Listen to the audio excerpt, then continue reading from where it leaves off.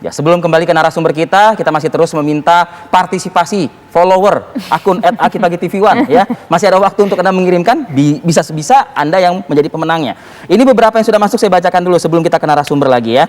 Bhinneka Tunggal Ika, itulah Indonesia, harus dijaga agar kita tetap bersama.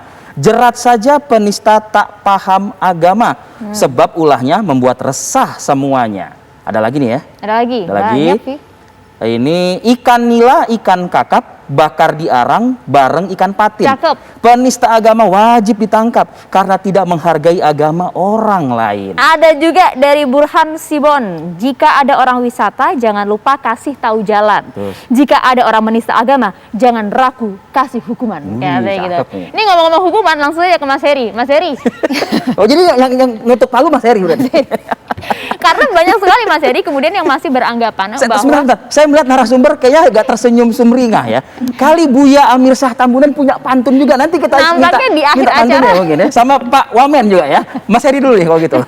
Jadi Mas Heri, ngomong-ngomong soal hukuman nih, karena banyak sekali kalau kita lihat juga komen-komen dari pemirsa kita, netizen juga yang masih ragu kayaknya pasal yang disangkakan atau pasal yang kita miliki terkait dengan penistaan agama ini kok masih lentur ya. Tolong berikan pencerahan kepada kami, Mas Heri.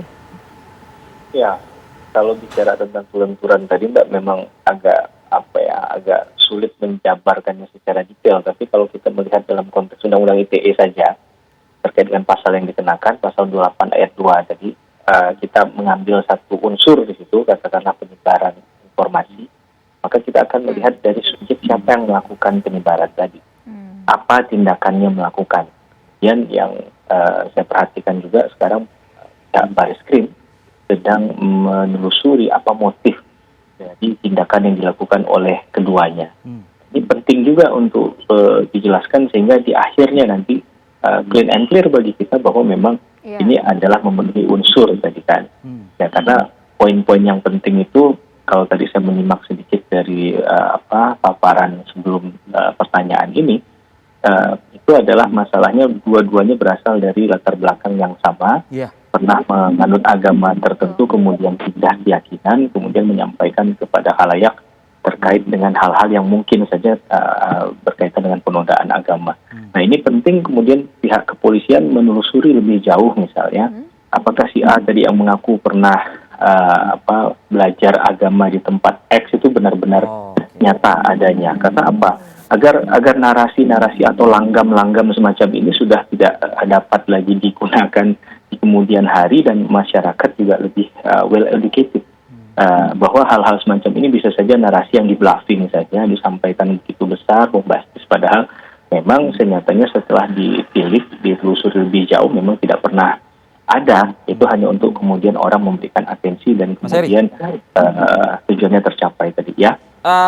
Benar, bolehkah di dalam hukum sebagaimana masukan ya, bukan masukan lah, mungkin tadi penambahan narasi saja begitu dari narasumber kita sebelumnya yang menyebutkan bila mana memang tidak ingin terjerat atau tersandung pidana ya, mungkin sering berkali-kali boleh disampaikan, awas ya jangan direkam, nanti ada yang saya tidak bertanggung jawab.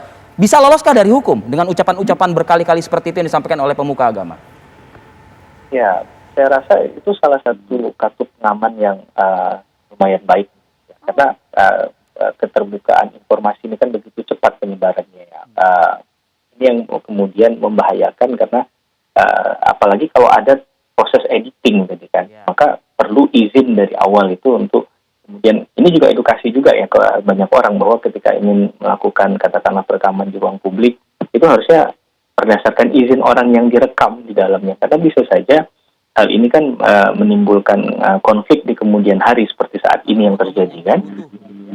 Betul, dalam beberapa perkara ini terjadi ada pemotongan-pemotongan, editing yang kemudian ditempel-tempel sana sini dan akhirnya narasinya jauh berbeda dengan originalitasnya.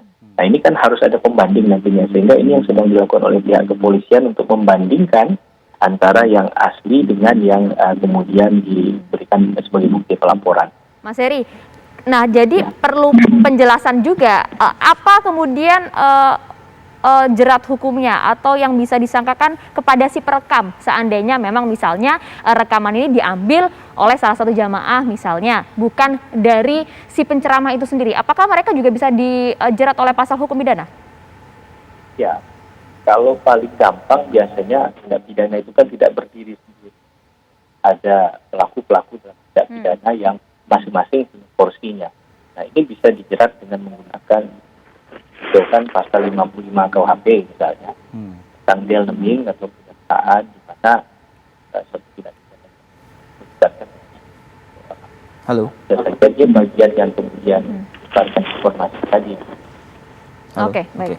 Ya, saya ke Buya Sekjen MUI kalau gitu. Perbedaan adalah hal yang paling mudah nih, Buya Amirsyah Tambunan, untuk menyampaikannya kepada umat mungkin. Apa yang mungkin bisa disampaikan oleh Majelis Ulama Indonesia? Bukan melarang tentunya, karena kan ya perbedaan itu memang tetap harus disampaikan untuk mempertebal keimanan umat juga. Ya, seperti saya katakan di awal tadi bahwa negara telah memberikan aturan bahwa perbedaan itu merupakan keniscayaan, perbedaan agama, perbedaan keyakinan. Dalam konteks Islam tegas disebutkan lakum dinukum waliyadin. Itu jelas, tegas itu ya. Bahkan mencampur adukkan keyakinan yang disebut dengan sinkritisme itu tidak boleh.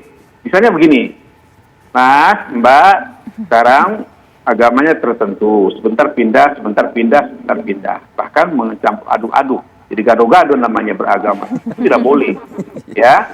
Nah, oleh karena itu, sekali lagi saya ingin menegaskan bahwa Indonesia sebagai negara hukum itu sudah diatur sedemikian mana perbedaan, mana penyimpangan. Dalam konteks penyimpangan itu bisa bermakna ganda ya, bias. Nah, di sini harus hati-hati. Kenapa? Karena secara hukum harus ada bukti material, harus ada bukti formal ketika membuktikan. Nah, misalnya apa yang dikatakan oleh Yahya Waloni, Injil palsu, misalnya begini ya. Ini salah contoh ini ya.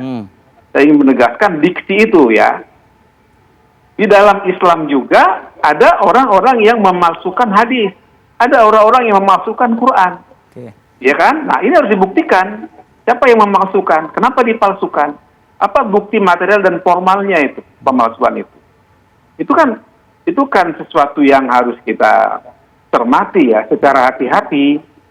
Nah, oleh karena itu, dalam konteks Indonesia sebagai negara hukum, equality before the law, itu harus sama kedudukan hukum ya.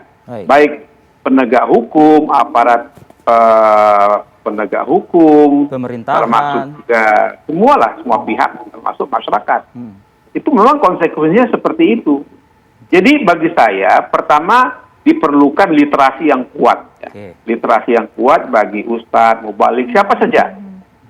Sejumlah perangkat, peraturan, perundang-undangan. Jadi berceramah itu tidak mudah, apalagi di depan publik yang terbuka, luas, tanpa batas sekarang ini. Coba lihat. Ya, begitu media sosial luar biasa. Meskipun ada istilah kan sampaikan walaupun hanya satu ayat gitu ya. Memang ada ungkapan begitu melalui wani walau ayat. Tapi yang dimaksud itu adalah ayat yang dipahami tidak hanya literate, tapi juga maknanya, kaitannya kemana. Jadi pemahaman ini penting. Ya. Karena itulah maka ketika pemahamannya sudah kuat, dia menyampaikan dakwah, maka kemudian masyarakat akan bisa menerima dengan baik. Baik materi dakwahnya maupun karena metodologinya yang menarik. Begitu Mbak. Kalau berbicara mengenai pemahaman kan tadi sudah disampaikan oleh Pak Wamen, ada programnya kok kami di kementerian begitu ya. Tapi bagaimana Pak Wamen agar kemudian hal ini paling tidak bisa diminimalisir lah. Apakah kemudian para penceramah ini dijemput bola untuk diberikan tawaran-tawaran pengokohan tadi atau bagaimana sebenarnya pada saat ini yang berjalan? Ya, selama ini kami memang pertama kami melakukan pembinaan di internal kami.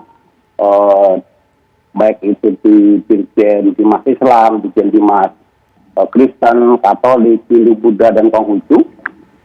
kami juga bekerja sama dengan ormas-ormas keagamaan ya seperti MUI, Nahdlatul Ulama, Muhammadiyah, ya dan sebagainya. Tentunya ke depan kami ingin terus memperluas agar pemahaman para penceramah agama itu lebih memiliki pemahaman yang komprehensif, tidak hanya sekedar memahami dan menguasai substansi agama, tapi juga peraturan-peraturan perundangan yang berlaku itu juga harus dipahami. Karena disinilah pentingnya pemahaman secara komprehensif itu dalam rangka melaksanakan tugas dakwah yang memang betul-betul dituntut kepada kita semuanya. Apa itu? Memperkuat pendalaman terhadap ajaran agama, di samping itu juga memperkuat ukhuwah atau persaudaraan, baik persaudaraan keislaman, ukhuwah Islamiyah, ukhuwah wataniyah, dan ukhuwah basyariah.